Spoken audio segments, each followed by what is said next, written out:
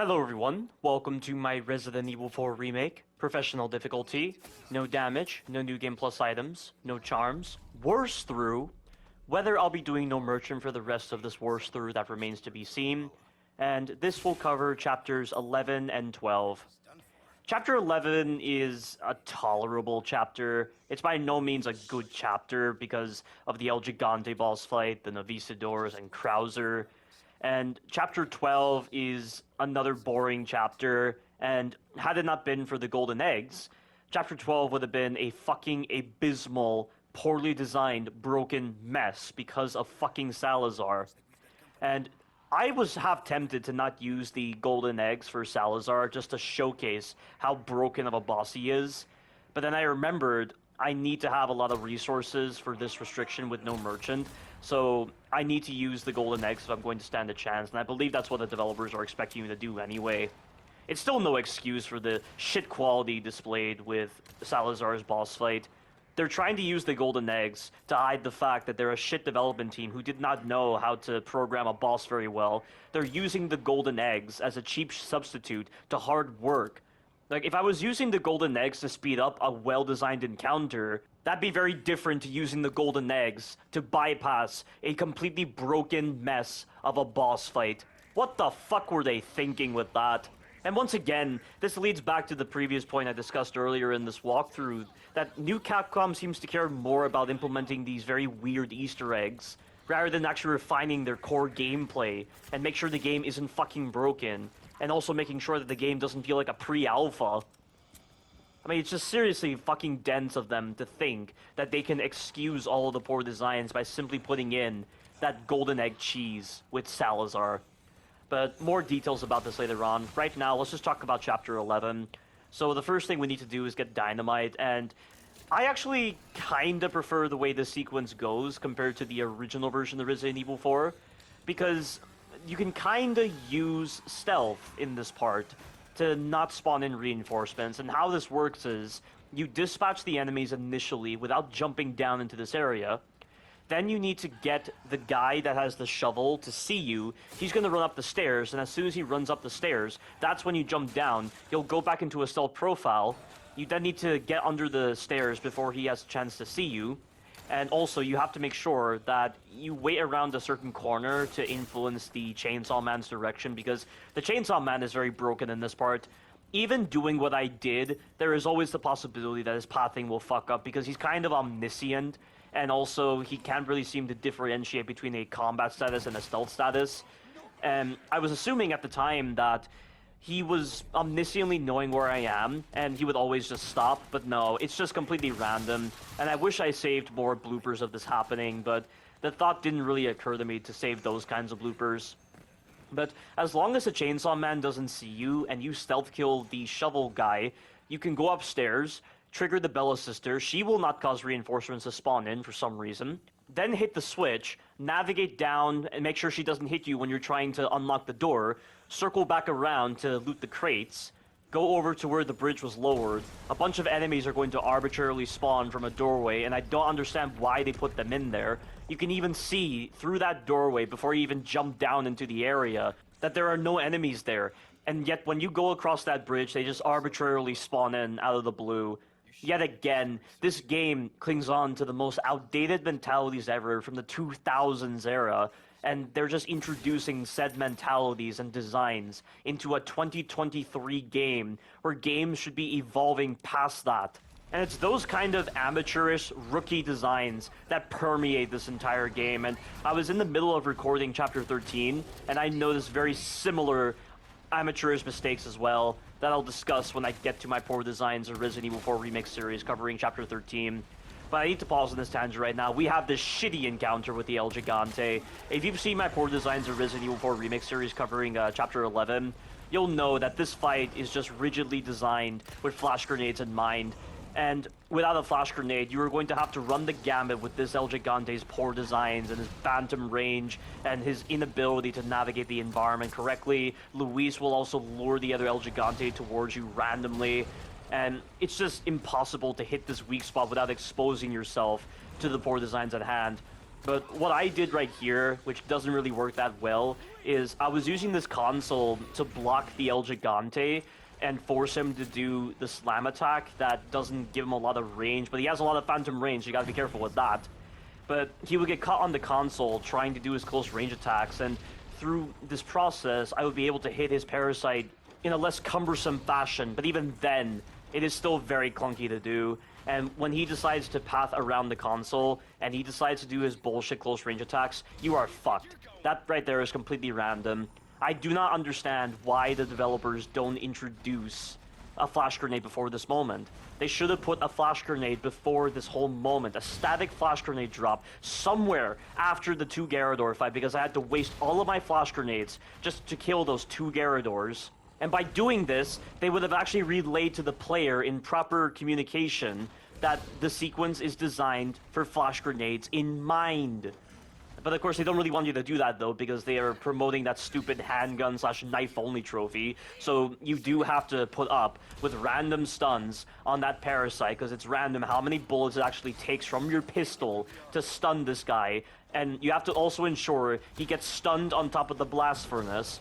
You have to also run the gambit with his phantom range, and also with his badly designed attacks, because even when you're running away from the El Gigante when his parasite is out, because he moves so much faster than you, which doesn't make any fucking sense, he can initiate the close range attack when he's right next to you. And because he's right next to you, you are put into an inescapable situation where you cannot avoid the close range attacks. The exact same problems I already acknowledged in Chapter 4 of this Worse Through. This is a great example of why this boss is worse than Moreau. Every single boss on this game is worse than Moreau from Resident Evil Village. There isn't a single good boss in this game. The only decent one is probably Vittorius Mendez with the amount I fought him. He's really the only boss I ever replayed because he's pretty decent. Still doesn't excuse his bad hitboxes and the fact that they ruined his intimidating nature by turning his entire boss fight into an anime encounter. It all feels so dramatic in an anime sense that it just ruins his imposing nature from the original version of Resident Evil 4.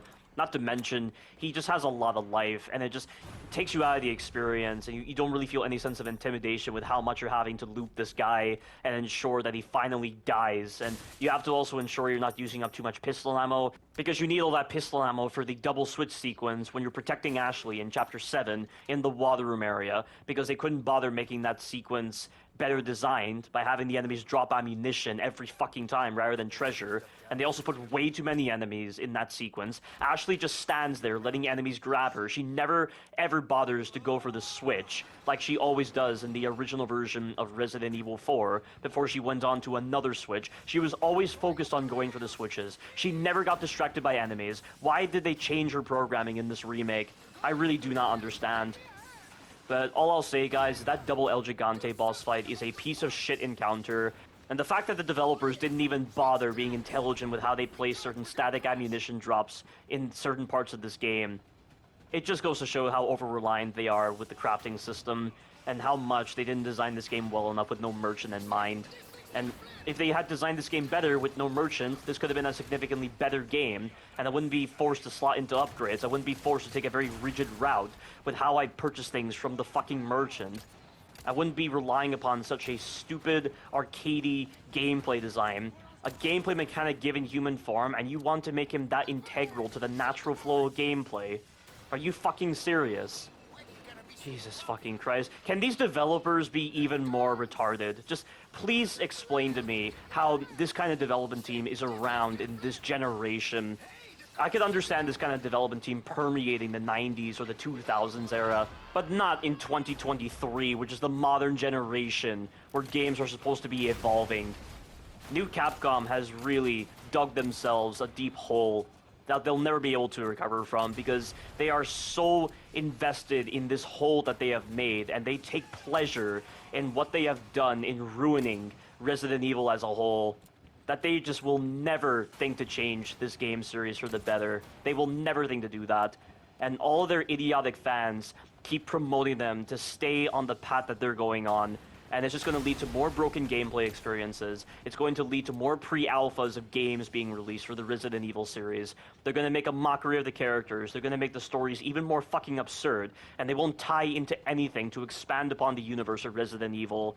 There are going to be so many broken mechanics. There are going to be too many enemies and encounters. There are going to be so many broken fucking flinch animations. So many broken designs, like I've already acknowledged, in every part of this game. They have pretty much sealed their own fates at this point. But to go on the more positive side right now, that minecart sequence we just did, it's actually a lot of fun. The shooting works, the enemies die after one shot, you can shoot their minecarts and get rid of them. You can also memorize the spawns. And the only thing I don't like about the minecart sequences is this stupid lean mechanic. It doesn't serve a gameplay purpose. The only times it ever appears is when you're not dealing with enemies. I just don't understand why they resort to this tedious gameplay system to just make the sequence that much more annoying in a non-gameplay sense. It just doesn't make any fucking sense at all. Not to mention that I also had a rare moment where for some reason the minecart started leaning in a sequence where it wasn't supposed to lean, and because I got caught while leaning, I ended up colliding with the wooden boards and I was not able to shoot them because Leon is not able to shoot when he's busy trying to lean the minecart.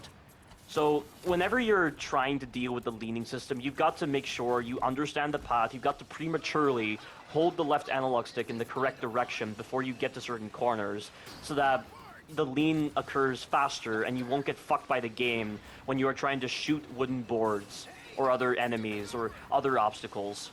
But aside from this dumb design with the lean mechanic, this entire sequence is a lot of fun. Both of the minecart sequences are fun, and there is definitely some creative elements here. But the problem is, because it's not tied directly to the natural gameplay of Resident Evil 4 Remake, none of these sequences do anything to change my score of this game. This game is still a 10 to the negative 50 out of 10. And I've never done that with any game ever. That just goes to show how bad this game is. And these sequences, while they are fun, they don't do anything to salvage any positivity from the game. And it's just really sad to say this, but it's true. And also right there, you've got to stun the Chainsaw Man and try to take the time to shoot his minecart, but don't do it too much because you need to have enough ammunition to deal with the crossbow guys before they hit your minecart. And the crossbow guys, they aren't random when they shoot you. It's just when you reach a certain threshold and you haven't shot them by that time, they will hit your minecart. So you got to get rid of these guys as fast as possible before you get to the thresholds of these sequences where they are able to shoot you. And right there, I was able to kill the Chainsaw Man by destroying his minecart. That's really the only way to kill him. You can't kill him by shooting him directly. You've got to destroy his minecart, and his minecart, his health varies for some bizarre reason. I don't know why. His minecart is the only minecart that actually has random health. At times I can kill him a lot faster than that, but this time it took a little bit longer than usual. So it definitely seems like new Capcom takes pleasure in making the mechanic very egregious and nonsensical, where the enemy health is randomized. And that kind of trollish, lackadaisical nature bled into this entire game. And that's why this entire game feels so much like a pre-alpha, not even a fucking alpha. And yet it still got released to the public somehow. But we're now inside of the Navisador nest, and for some reason there are far fewer enemies in the sequence than in Chapter 10. No idea why. I've already explained the absurdities involved with that. We're right underneath the goddamn hive, and somehow we're encountering less enemies than in Chapter 10. Why on earth would they start off our first encounter with the Navisadors like that? And why the hell are the Navisadors given so much prominence in the story? It doesn't make any fucking sense. What relevance do these enemies have to the Plaga? And what do they have to do with the black liquid aside from being birthed inside of a womb? Are these enemies actually made from humans? I mean, just based on that file you read before you start that really shit encounter in Chapter 10 involving the Navisador. Like, I don't understand. And if they're born from humans, why would they need a hive like this? And also, this hive, there are 4 of these openings that you can close, and I recommend doing them. I mean, I don't really know how much they impact the overall flow of the sequence, but I feel like they do. So you want to take them out, and you can destroy 3 out of 4 of these openings from this spot, and then at a certain point, you'll have to navigate around the environment to get the final one. Because as you can see, the Navisador are spawning from these openings. So it's better to get them out of the way so that you're not getting screwed by random variables like them interfering with the encounter. And there are a couple of camouflage Navisador in the sequence, and something I forgot to mention about the camouflage Navisador is, regardless of what type of weapon you use, aside from the shotgun of course, which always knocks them over, if you hit them when they are camouflaged, you will put them into a flinch animation that you can punish with a melee attack. And it sounds like a cool idea, but it's not really that beneficial if it can't really be used in the midst of combat.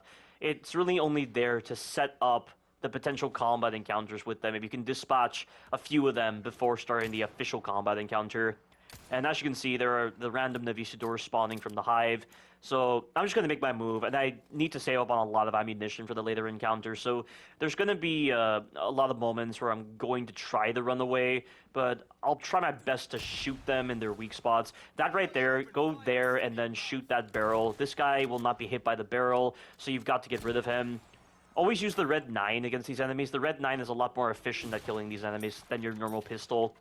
And the final opening is right there. I believe you can use the red 9 for this part, and it does increase damage, but I didn't really notice much of a difference.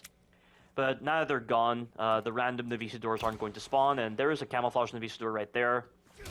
Like I said before in Chapter 10, the camouflage is a really cool idea, but when it's complementing badly designed enemies and it's not really used in the way that's interesting, it really starts to lose value over time. And to talk about the camouflaged enemies in relation to the Chapter 10 sequence, why couldn't the first sequence with the Navisadors just be a stealth encounter? Why would they put so many of these enemies in that one annoying combat encounter that drags on for far too long? I would have much preferred the stealth sequence. If you're going to give them a stealth capability, why does that not warrant a stealth sequence with them?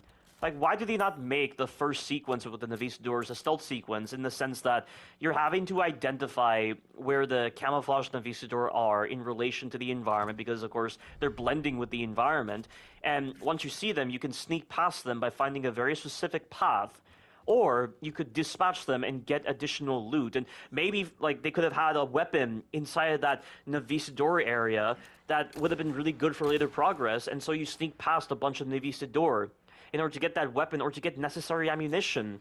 That would have been so much more interesting and complementary to good pacing and good survival horror design, rather than the shit that they favored, which is just a goddamn shooting gallery with mindless shooting, just trying to shoot all these Navisador that spawn out of the blue through arbitrary spawns, and they put way too many of these enemies.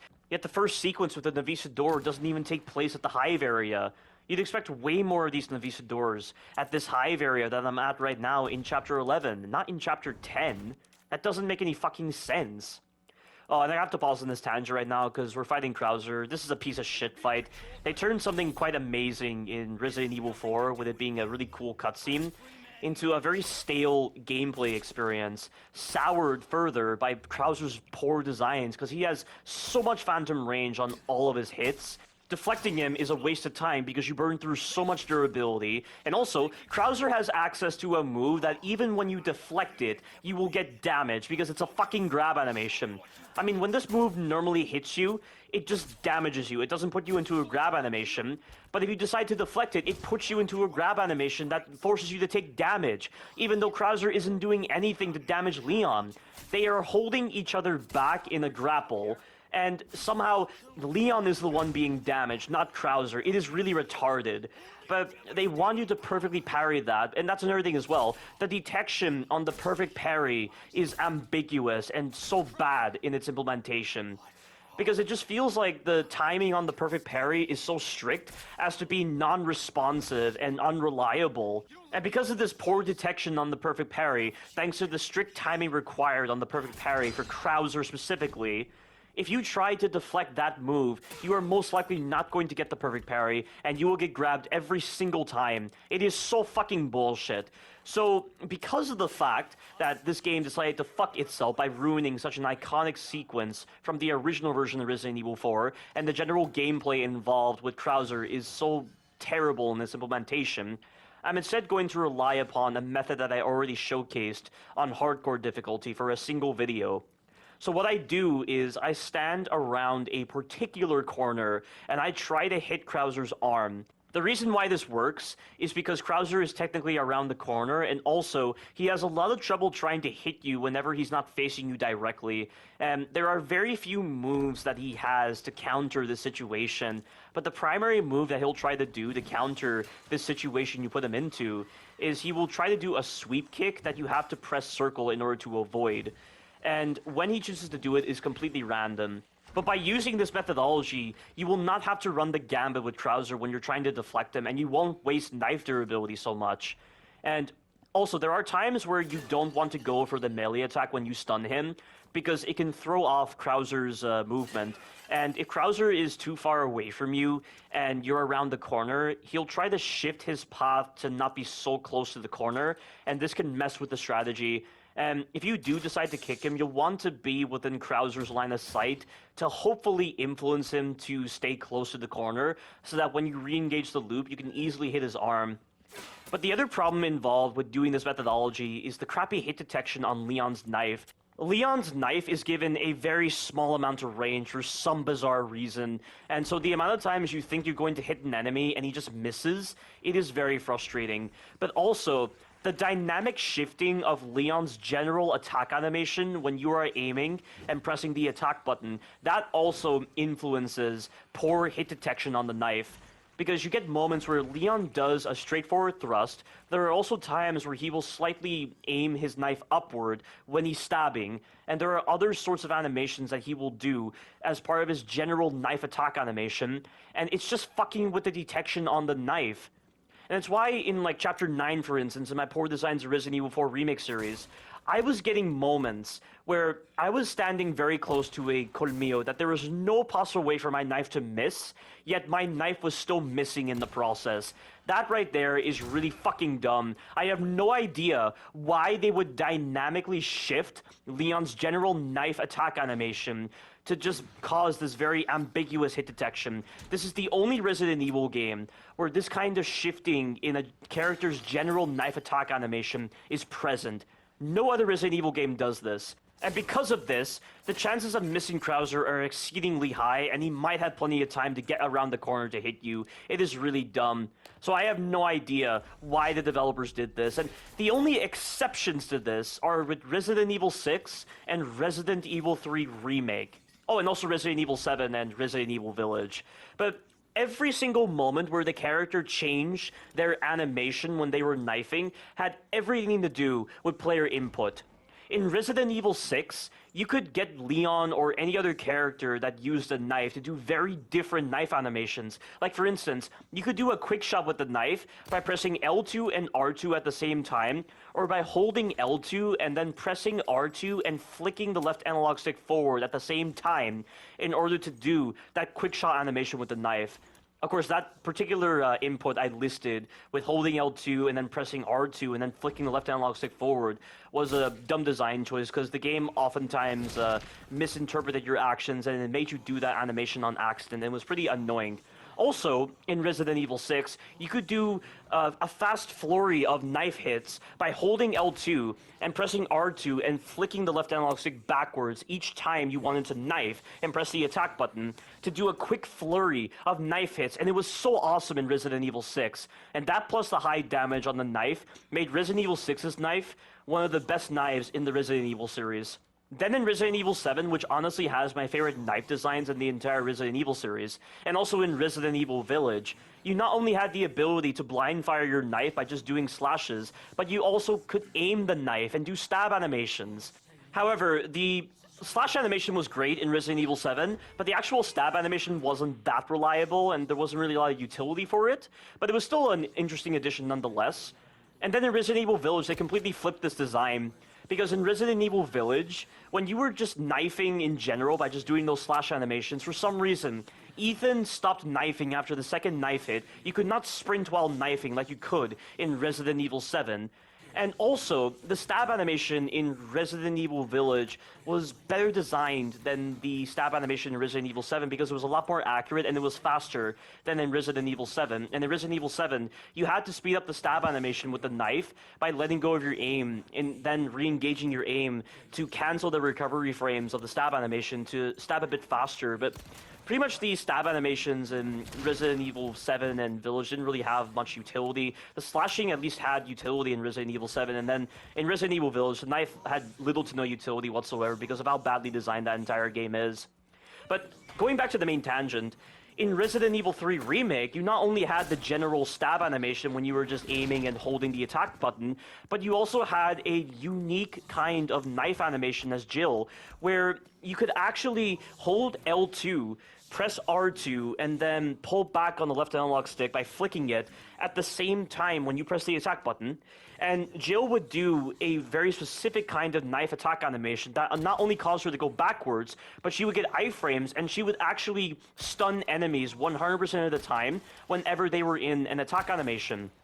Those are great examples of Resident Evil games where there are different knife animations, but they are all tied to the player's inputs. And why the hell would new Capcom just dynamically shift Leon's general stabbing animation without player input? And this is also a big problem in this sequence right here when I'm trying to use Ether's method of consistently getting suplexes, because this is a really boring sequence. There are too many enemies, and because I need to save up on a lot of ammunition, I'm going to instead rely upon exploits, and I'm going to try to hit the enemies when they are running away by focusing my reticle, shooting them in the back or the front, specifically in the chest area, and then their stun HP is decreased fully, so then I can run in there, wait for them to do their attack animation, and then knife them in the leg to put them into an animation that I can punish with the suplex and get a guaranteed kill because none of the enemies transform in the sequence, which is nice. But relating this to the dynamic animations that Leon does that completely fucks with the hit detection on the knife, there are so many moments where it looks like you should be able to hit an enemy in the leg, and yet for some reason, Leon ends up hitting the upper torso of the enemy somehow, even though there is no physical way that should be possible. And I'm going to include this in my poor designs of Resident Evil 4 Remake series. But you saw just then how I knifed that guy in the leg. You saw the way the camera was positioned. Well, there are times where the camera is positioned exactly like that, and somehow Leon misses the leg, and he aims slightly higher, or he ends up hitting the upper torso somehow. It's just another example of unnecessary, flourish involved with general attack animations getting in the way of good gameplay. It makes no fucking sense how they could just arbitrarily, out of the blue, introduce dynamic animations tied to a general knife attack animation. It's really fucking dumb. But I've cleared out these initial enemies by using the leashing area at the start of the sequence to make them run away. I focus my reticle, hit them in the back. As soon as they start to attack again, and then they do their attack animation, I hit them in the leg with the knife, and then I just get behind them and do the suplex. And hopefully, you do not get fucked by bad detection on the suplex. The detection on the suplex is so fucking specific that there are so many moments where it looks like you should be able to get a suplex when you actually get the wrong animation, which is the low kick that Leon does. And I really do not understand how Resident Evil 5, a game from 2009, can have significantly better detection on the suplex than this game from 2023. And I have saved many bloopers in my poor designs of Resident Evil 4 Remake series, showcasing the crappy detection on the suplex. But right there, you see that? I wait for him to run away and go into a neutral state of running. I shoot him in the back when my reticle is focused. I'm going to try to get him to come after me. I mean, getting close to him is very risky because your movement is very sluggish compared to the enemies. And whenever you need to get away from enemy attacks and you don't want to waste knife durability on deflecting, or you don't trust the deflect system overall, your movement when you're trying to run away is so sluggish compared to the enemy's attack animations and their general movement that they can easily hit you before you've even done the adjustment animation that Leon normally does when he's trying to change direction. It's really fucking dumb, and there was some really weird detection on the drop-down animation. Leon did the drop-down animation, but he was facing in the wrong direction, and so he didn't drop down at all. Just really weird moments with clunky designs like that in this game, mainly with the drop-down animation, not so much with the mantle animation or when you're climbing on ladders. But I'm still going through the sequence as slowly as possible, gradually killing off the enemies one at a time, until eventually I get to the top. It's just a very arduous and tedious process. There is no sense of challenge here, and you just cannot trust the game to work in your favor because of how much this game fucks you. And this is why I am making sure I am using Ether's suplex method to use as few bullets as possible and to not waste knife durability so much. when you do get near the top of this clock tower, one of the enemies is going to start unleashing metal balls at you. They're the replacements of the barrels from this identical sequence from the original version of Resident Evil 4. But at least this sequence flowed a lot better in the original version of Resident Evil 4 compared to here.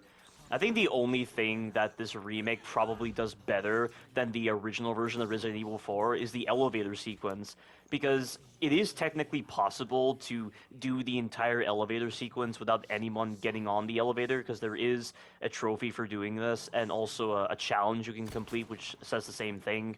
And also, it's just a lot easier to knock off the enemies with the shotgun, because you don't have so many enemies dropping onto the elevator. Also, in the original version of Resident Evil 4, the elevator had guardrails, so you had to knock off the enemies in very specific ways if you were going to get them off the lift and get the elevator to start moving. And in this remake, there are no guardrails, so you are free to knock off any enemy in any direction you so desire in order to get them off the lift. And it only takes one enemy to stop the lift from moving, which I imagine is why there are not as many enemies this time. And also, another thing I really disliked about the elevator sequence in the original version of Resident Evil 4 is that you could actually see the enemies above. You could see them dropping down, but as soon as they went into the drop-down animation, they were invulnerable to stuns in the original version of Resident Evil 4.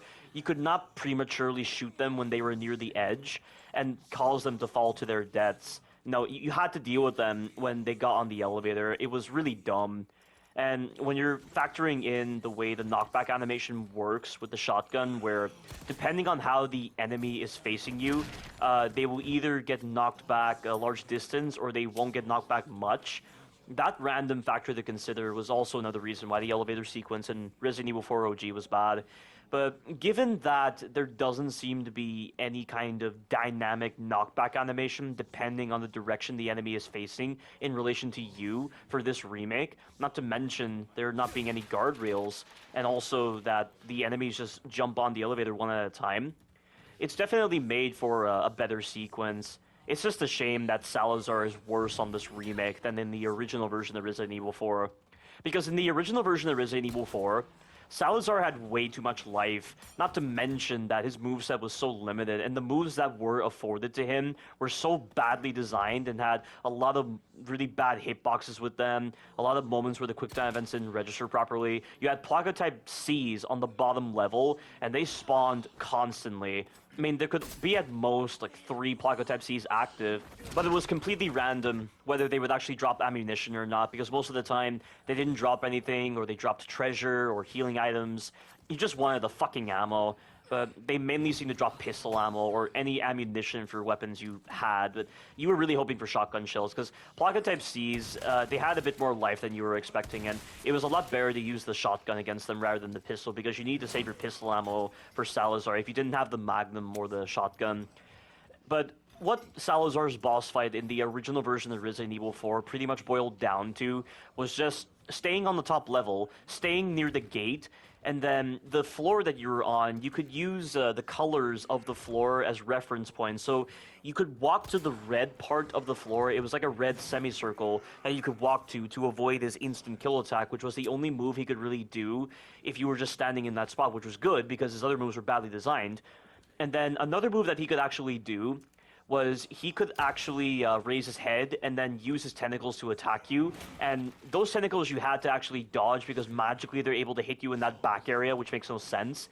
And then, after that, he would do a series of slams, and you just had to stand in the right spots to avoid his slam. That's pretty much how the fight went, and each time he did the instant kill attack, or you shot the eyeball of the Queen Plaga and exposed his weak spot that way, even though it's not recommended, and I can't really imagine why anyone in their right mind would think of shooting that eyeball on the Queen Plaga. I mean, in Resident Evil 4 VR, they made you shoot the eyeball of the Queen Plaga to first start the boss fight, because in the original version of Resident Evil 4, every time Salazar did the instant kill attack, he would always expose himself and you could shoot him.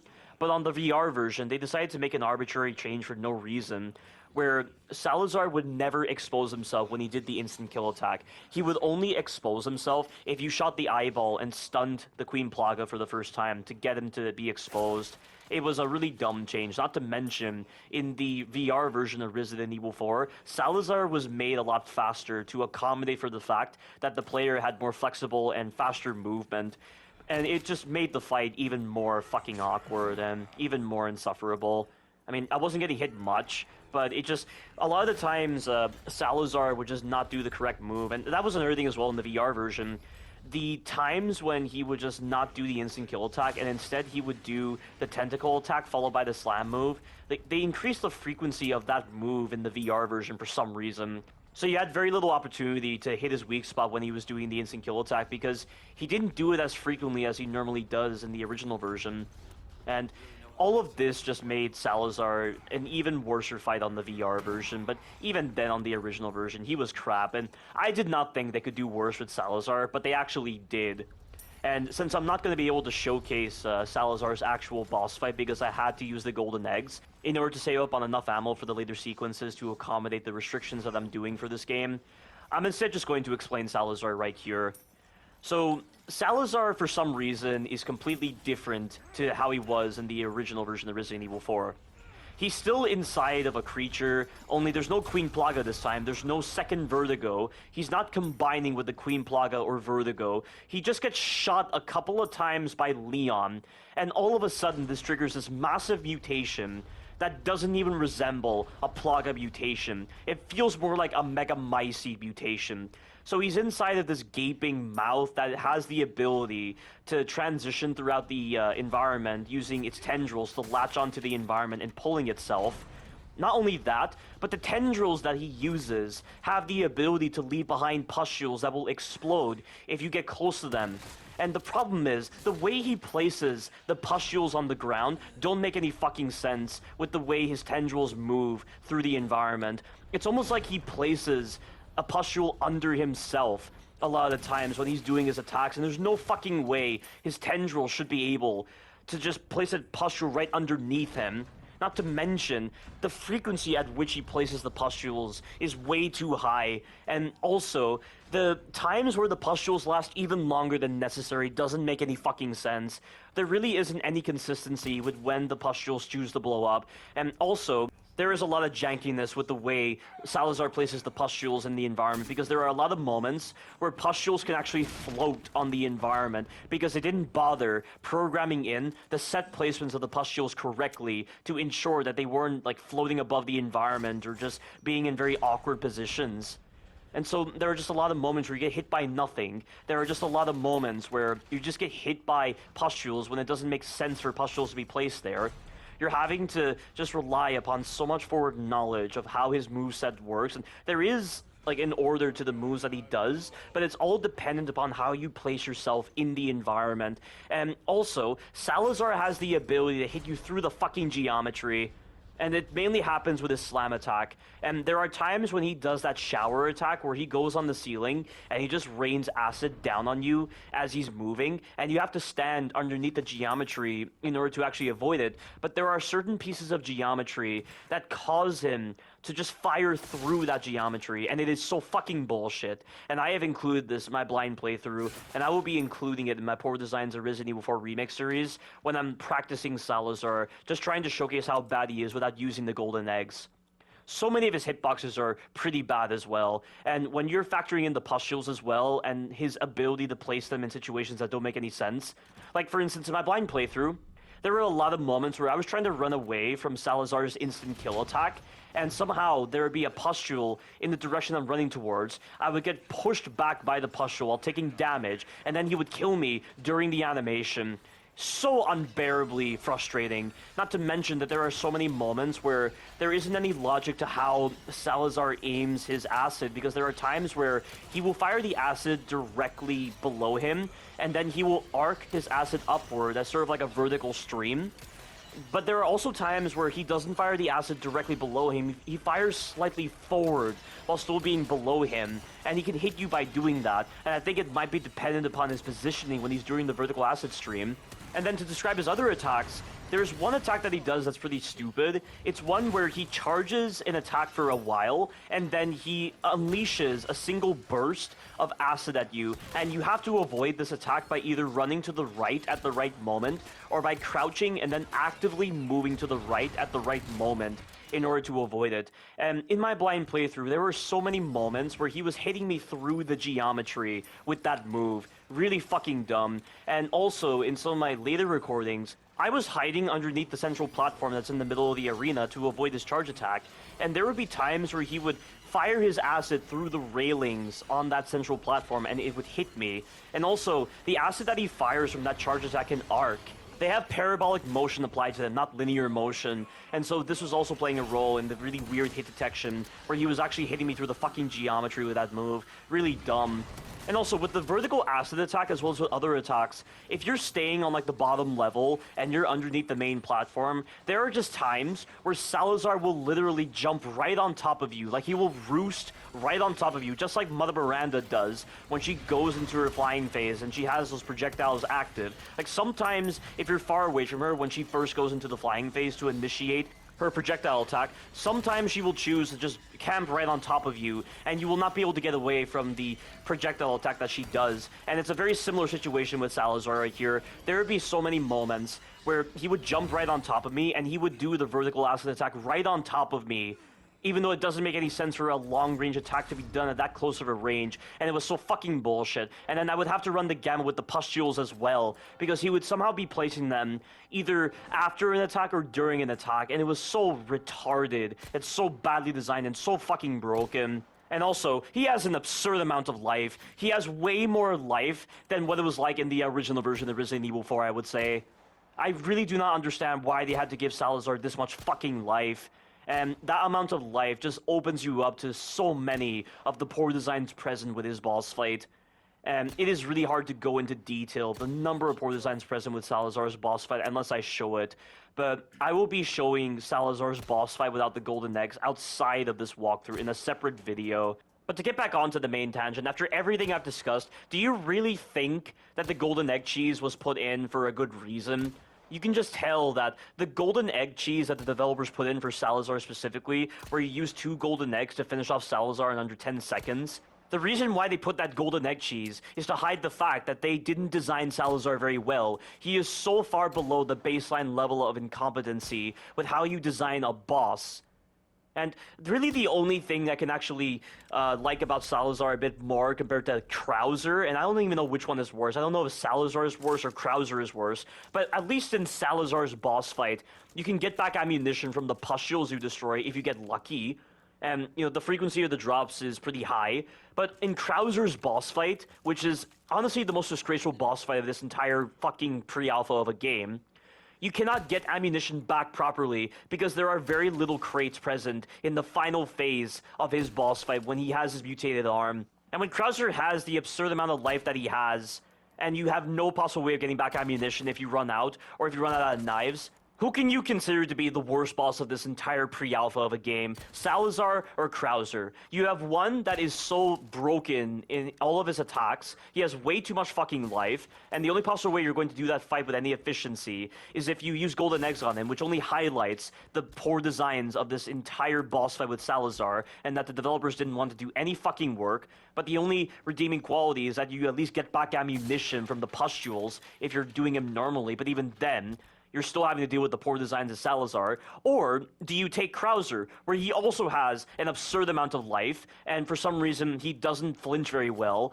He's a fight that is so rigidly designed with parrying in mind that you're going to be wasting knife durability trying to deal with this guy, and the parries just don't give much of a reward in the end. You just get a melee attack that barely does any damage, and you also have barely any ammunition to use at your disposal when you are dealing with Krauser in the final phase. I mean, which boss do you consider worse in that case? Please leave a comment down below and explain to me which boss is worse, Salazar or Krauser. Because as much as I did say that Salazar was the worst boss on this game, when thinking about Krauser, I would maybe say that Krauser is the worst boss in this entire game, not just based on gameplay reasons, but also because he's the most disgraceful fight in this entire pre-alpha of a game. And I'm not going to talk about it right here, I'll talk about it when I get to Krauser's boss fight, but all I'll say is I am not looking forward to Krauser's boss fight, and I'm going to probably have to drain so much of my ammunition in order to kill Krauser. That's how fucking pathetic and badly designed and so far below the baseline level of incompetency, not to mention how disgraceful that entire fight is. But we have just killed Salazar using the golden eggs. I had no other choice. I needed to save up on enough ammunition to handle the later sequences. And all that's left now are a bunch of Armaduros that only appear on hardcore and professional difficulty. So this is really the only instance of there being new changes to the enemy placements on a higher difficulty. And I have no idea how many of the enemy placements are different between hardcore/professional difficulty and easy/normal difficulty. But all I'll say is, if it's going to be the same between hardcore and professional, and you just play on hardcore difficulty your first playthrough of this game, you're not going to really feel the impact of such changes. Like when you go to Resident Evil 7, and you first play on normal difficulty, and then you go to Madhouse difficulty, you feel like you're playing two different games at that point. Of course, in my case, I hadn't played Resident Evil 7 on normal difficulty in years, and when I did my live stream playing Resident Evil 7 on normal difficulty, I had no idea what I was getting into. So it was definitely a really enjoyable experience that way, but Resident Evil 4 Remake doesn't even try to do anything interesting with its highest difficulty. Professional difficulty is literally just hardcore difficulty, but with no autosaves, even though this is one of the longest Resident Evil games ever. All weapon modification slots are available at the start to allow you to upgrade your weapons in the earlier chapters. And you're restricted to perfect parries only, aside from a couple of sequences, like with Krauser's boss fight, where his parry timings are no different between hardcore and professional difficulty. Yeah, awe-inspiring difficulty design. Just another bullet point that I have to add to my list of grievances, poor designs, shoddy quality, and incompetent designs instilled by the fucking developers of this game. Yeah, there's going to be so much more to say about this, but this is the end of these chapters. Stay tuned for the future chapters. Thank you all for watching, and you take care now.